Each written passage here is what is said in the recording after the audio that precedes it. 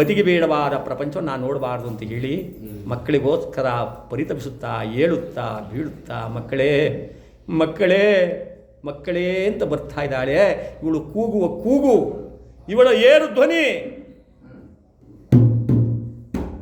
ಮಕ್ಕಳ ವಾತ್ಸಲ್ಯದ ಆ ಪ್ರೇಮದ ಧ್ವನಿ ಆ ಕಡೆಯಿಂದ ಬರ್ತಾ ಇದ್ರಲ್ಲ. ಕೃಷ್ಣ ಪರಮಾತ್ಮ, ಧರ್ಮರಾಯ, ಭೀಮಾರ್ಜುನಾದಿಗಳನ್ನು ಜೊತೆಯಲ್ಲಿ ಆ ಧರ್ಮರಾಯರ ಕಿವಿಗೆ ಬೀಳ್ತು. ಅಲ್ಲಿ ನೋಡಿ ಕೃಷ್ಣ ಯಾರೋ ಪುಣ್ಯಾತ್ಮರ ತಾಯಿ, ಮಕ್ಕಳನ್ನು ಕಳೆದುಕೊಂಡ ತಾಯಿಯೋ ಅಥವಾ ಪತಿಯನ್ನು ಕಳೆದುಕೊಂಡು ವಿಧವೆಯಾಗಿರ್ತಕ್ಕಂಥ ವೈಧವ್ಯವನ್ನು ಹೊಂದಿರತಕ್ಕಂಥ ಮಹಾತಾಯಿಯೋ ಯಾರೋ ಪಾಪ ದುಃಖ ಪಡುತ್ತಾ ಬರ್ತಾ ಇದ್ದಾರೆ. ಇದೇ ಮಾರ್ಗವಾಗಿ ಹೋಗೋಣ ನಡೆಯಿರಿ ಅಂತ ಹೇಳಿ ಅದೇ ಮಾರ್ಗವಾಗಿ ಆ ರಣರಂಗದಲ್ಲಿ ಬರ್ತಾ ಇದ್ದರೆ ಆ ಕಡೆಯಿಂದ 4 ಜನಗಳು ಅವರು ಬರ್ತಾ ಇದ್ದಾರೆ. ಈ ಕಡೆಯಿಂದ ಆ ತಾಯಿ ಗಾಂಧಾರಿ, ಕಂದ, ದುರ್ಯೋಧನ, ದುಶ್ಯಾಸನ, ದುರ್ಜಯ, ದುಶ್ಯಡೆ ಒಬ್ಬರು ಬದುಕಿಲ್ಲವೇ ಈ ತಾಯಿ ಜೊತೆಯಲ್ಲಿ ಮಾತನಾಡೋಕ್ಕೆ? ಕಲ್ಲು ಕಿತ್ತು ಬರುವಂತೆ ಆಗುತ್ತೆ. ಮಾತನಾಡಿ, ಯಾರಾದರೂ ಒಬ್ಬರಾದರೂ ಮಾತನಾಡಿಯಪ್ಪ ಅನ್ನೋಷ್ಟೊಳಗೆ ಎದುರಾದರು ಕೃಷ್ಣ ಪರಮಾತ್ಮ. ಗಾಂಧಾರಿ ಮುಖ ನೋಡಿದ ಕೃಷ್ಣ, ಅತ್ತೆ ಗಾಂಧಾರಿ, ಗಾಂಧಾರಿ ಅತ್ತೆ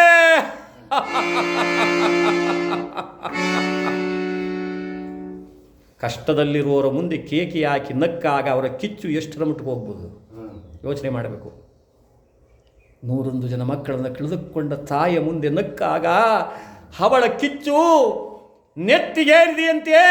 ಆ ಕೃಷ್ಣನ ಧ್ವನಿ ಕೇಳಿದೊಡನೆ ಅವನ ಕಡೆ ಕೈ ತೋರಿಸಿ ಹೇಳ್ತದೆ, ಎಲ್ಲಾ ಕೊಲ್ಲ, ಏನನ್ನರಿಯದ ನನ್ನ ಮಕ್ಕಳ ಮೇಲೆ ಆ ಪಾಂಡವರನ್ನು ಎತ್ತುಗಟ್ಟಿ ರಣರಂಗವನ್ನು ಕಲ್ಪನೆ ಮಾಡಿ ಯುದ್ಧವನ್ನು ಪ್ರಾರಂಭಿಸಿ ನನ್ನ 101 ಜನ ಮಕ್ಕಳನ್ನು ಬಲಿ ತೆಗೆದುಕೊಂಡಿಯಲ್ಲೋ, ಎತ್ತವಳಾದ ನನ್ನ ಮುಂದೆ ಕೇಕೆ ಹಾಕಿ ನಗುತ್ತಾ ಇದೆಯಾ ಕೃಷ್ಣ, ನಗುತ್ತಾ ಇದೆಯಾ? ನಗು.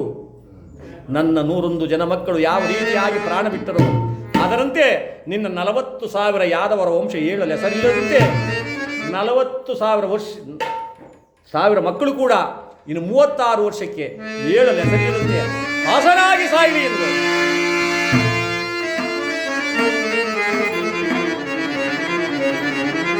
ನನ್ನ ಮಕ್ಕಳ ಬಾಯಿಗೆ ತೊಟ್ಟು ನೀರನ್ನು ಬಿಡುವುದಿಲ್ಲದೆ ಅದೆಷ್ಟು ಸಾರಿ ಅಮ್ಮ ಅಮ್ಮ ಅಮ್ಮ ಅಂತ ಬಾಯಿ ಬಿಟ್ಟರು. ಅದರಂತೆ ನೀ ಸಾಯುವಾಗ ನಿನ್ನ ಬಾಯಿಗೂ ಯಾರು ಒಂದು ತೊಟ್ಟು ನೀರು ಬಿಡಬಾರದು. ಭಕ್ತನಾದರೇನು, ಭವಿಯಾದರೇನು, ಪರಮಾತ್ಮನಾದರೇನು, ಭೂಮಿ ಮೇಲೆ ಅವತರಿಸಿದ ಮೇಲೆ ಕರ್ಮಫಲವನ್ನು ಉಂಡಲೇಬೇಕು. ನಿನ್ನ ಬಾಯಿಗೆ ಯಾರು ಒಂದು ತೊಟ್ಟು ನೀರು ಬಿಡಬಾರದು. ಅದರಂತೆ ನೀನು ಸಾಯಿ.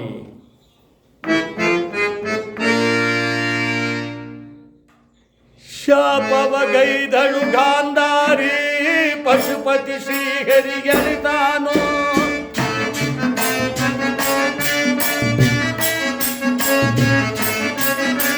ಶಾಪವಗೈದಳು ಗಾಂಧಾರಿ ಪಶುಪತಿ ಶ್ರೀಹರಿಗೆ ತಾನೋ,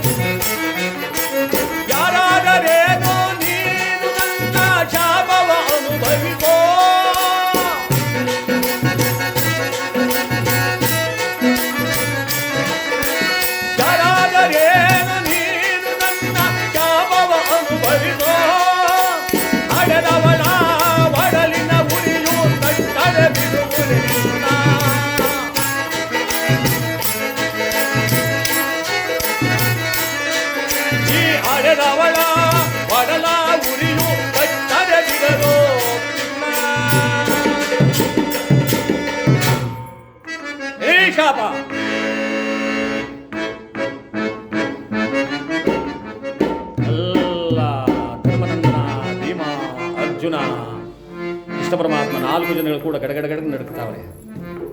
ಮಹಾಪತಿವೃಥಾ ಶಿರೋಮಣಿ ಕೊಟ್ಟ ಶಾಪ ತಪ್ಪಂಗಿಲ್ಲ. ಜರ್ಜರಿತನಾದ ಭಗವಂತ ಕೃಷ್ಣ, ಇನ್ನು ನಾವು ಮುಂದಕ್ಕೆ ಹೋಗೋದು ಬೇಡ ಧರ್ಮರಾಯ, ನಾವು ಮಾಡಿದ ಪಾಪಕ್ಕೆ ಪ್ರಾಯಶ್ಚಿತ ಆಗೋಯ್ತು, ನಡೆಯಿರಿ ಅಂತ ಹೇಳಿ ಹಿಂತಿರುಗಿ ಕರ್ಕೊಂಡ್ಬಂದ್ಬಿಡ್ತಾನೆ. ಈ ಕಡೆ ಗಾಂಧಾರಿ ಮಕ್ಕಳಿಗೋಸ್ಕರ ಪರಿತಪಿಸಿ ಗೋಳಾಡಿ ಕಣ್ಣೀರಿನಲ್ಲೇ ಕೈ ತೊಳೆದು ತಾನು ಕೂಡ ಕರ್ಪೂರ ಹಚ್ಚಿ